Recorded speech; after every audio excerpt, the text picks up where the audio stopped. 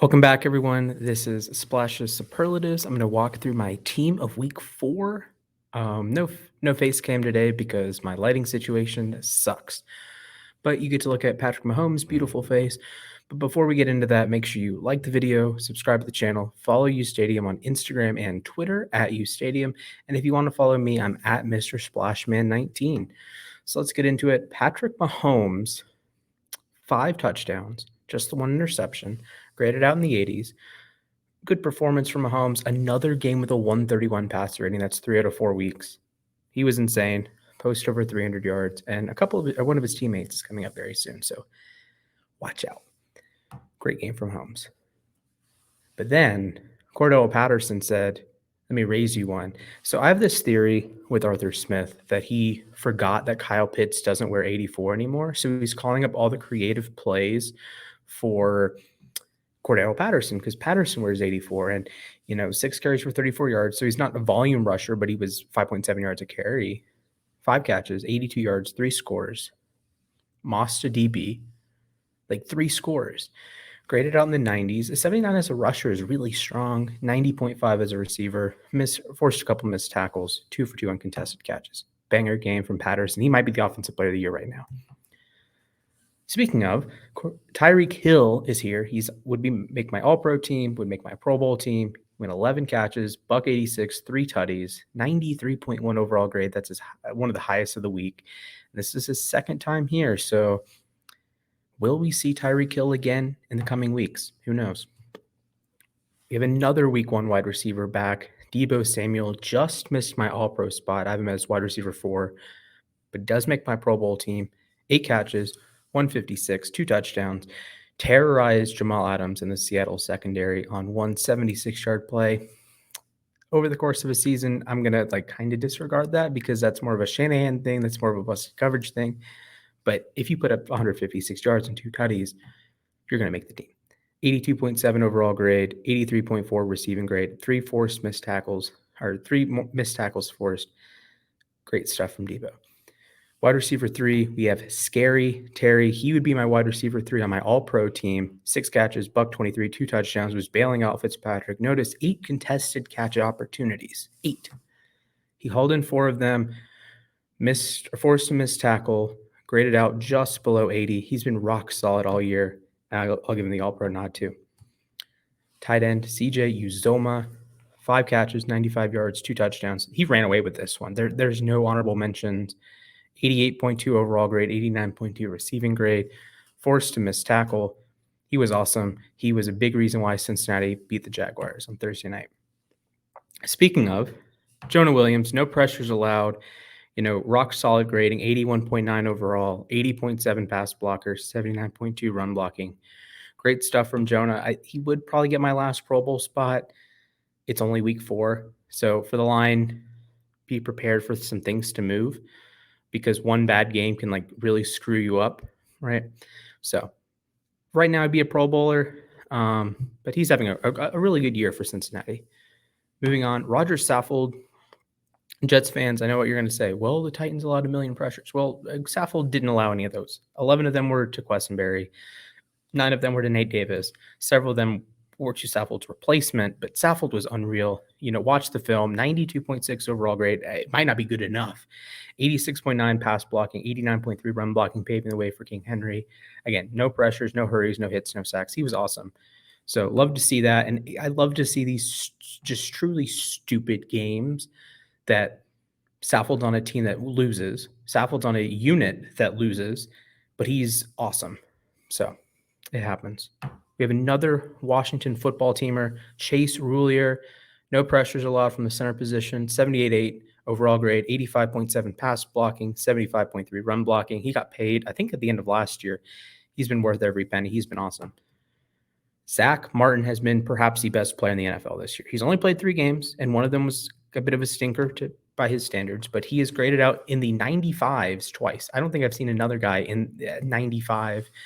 I think JOK may have been like a 93.9, but oh man, didn't allow a pressure. 80.6 pass blocking grade, 93.7 run blocking grade. All-Pro, best offensive lineman in the NFL right now.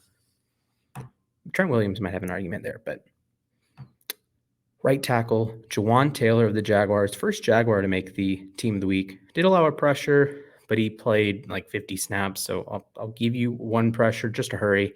75.0 overall grade, 77.5 pass blocking, and 71.6 run blocking. Good stuff from Taylor.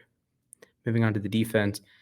Old man Calais went into Denver and had a vintage performance. 7 pressures. He was terrorizing Netani Moody, who ended up with a 3.0 pass blocking grade. Terrorized the rest of the Denver interior. 90 overall grade.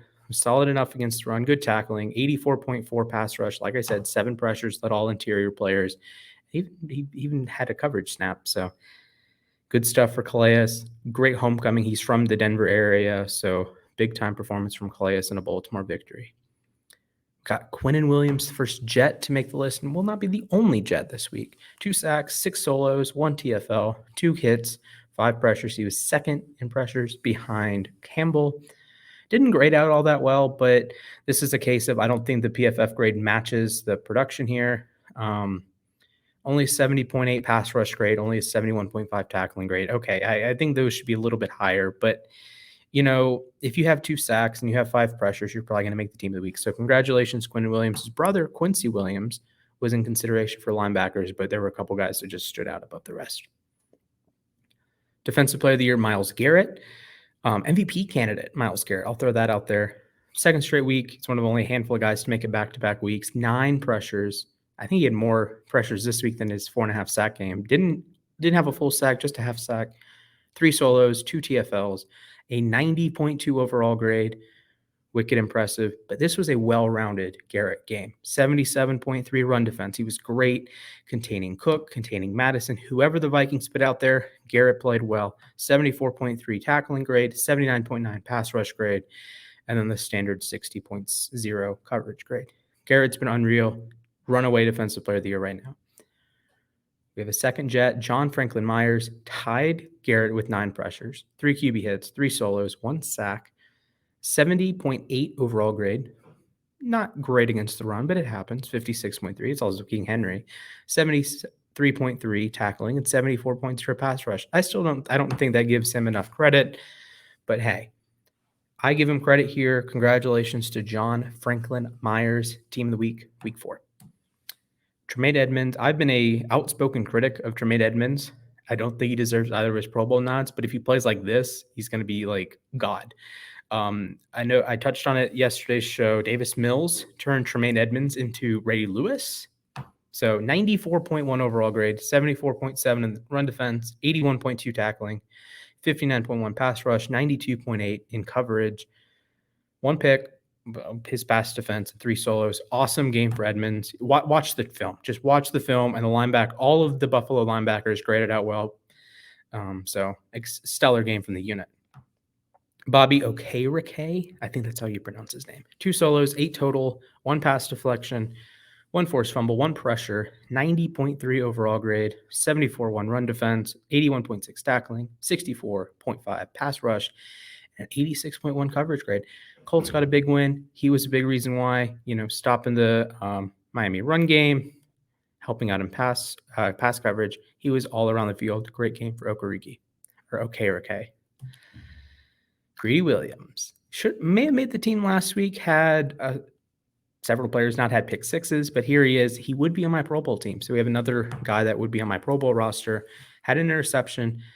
Had at the end of the game had a really ridiculous pass breakup. I don't think PFR counted it, but I counted it, and I thought it was awesome. He would have made my team before their grades came out, actually.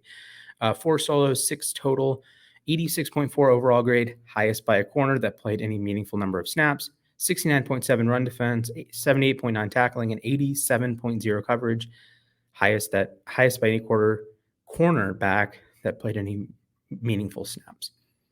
Cornerback 2, my All-Pro corner 1, Trayvon Diggs, back-to-back weeks, 2 picks, 2 pass defenses, 4 solos. And let me explain the grade here. He did get got a couple times. Carolina got a couple chunk plays on him. You look at the targets, you look at the catches, you look at the yards. There's some yardage there. But if you have 2 picks and they are not fluky interceptions, kind of, I don't want to call Asante Samuel's picks fluky, but like tipped passes like that. Trayvon Diggs is working for his interceptions. He has 5 so far, so he's been unreal. He's a defensive player of the year candidate. I would go Garrett, but if Diggs keeps up this production, I could absolutely see Diggs. 47.1 PFF grade. I get it. 41.8 in coverage. I mean, I get it, but I respectfully disagree, and I'll have him in my team of the week. Safety 1, Antoine Winfield Jr., playing like his dad. 5 solos, 7 total, 1 pick, and 1 forced fumble. He's one of 2 safeties. Stay tuned for the other. He was all over the place, graded out really well. 89.8 overall, 84.1 in coverage. Spectacular game from the second-year kid out of Minnesota. And the other safety that also had an interception and a forced fumble is Marcus Williams, who would be my All-Pro Safety 1, All-Pro Safety 2. As of right now, would be Chuck Clark. He's returning to the list. He was on the team in week 1. 4 solos, 7 total, 1 pick. Like I mentioned, 1 forced fumble. Didn't grade out as well. Was sturdy in run defense. The Saints did get burned on a couple deep plays. I think was Lattimore at fault for the Barkley touchdown, and is it a Deebo at fault for the deep play to John Ross? Anyways, the Saints as a whole didn't play all that well defensively. They were generally okay, but they had a couple key miscues. 58.8 coverage grade for Marcus Williams. Not great, but the ball production matters to me in this list. So here we are. And last but certainly not least, we have Eric Harris of the Atlanta Falcons. 4 solos, 6 total tackles, 3 pass defenses, an 89.9 overall grade, 89.1 in coverage, and he could have been a lot better if he hauled in either of his past or any of his pass deflections as interceptions. Atlanta wins this game. So he's a guy that if he had played he was awesome, but if he had played a tiny bit better, Atlanta is 2-2, not 1-3. So that's going to wrap it up for this week. Shorter episode, only 12 minutes, but that's okay. Make sure you guys like the stream, subscribe to the channel, or not like the stream, like the video, subscribe to the channel, follow us on Twitter at UStadium and Instagram at UStadium. You can follow me at Mr. Splashman19. So with that said, thank you guys for watching, and I will see